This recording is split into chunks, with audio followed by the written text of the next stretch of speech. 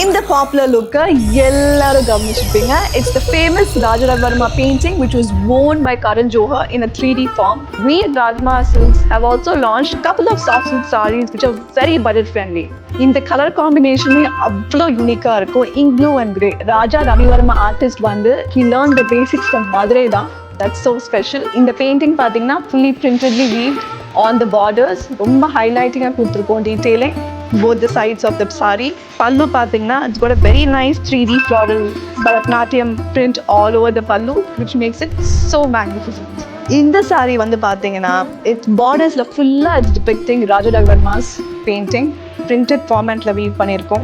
And idoda zari pathina avlo shining ah irukku border la, which enhances the painting a lot. And idoda pallu pathina nice 3D effect florals kuduthirkom. So romba budget friendly ah varum. This art form is meant to be beyond the canvas, woven like poetry. Vanakkam.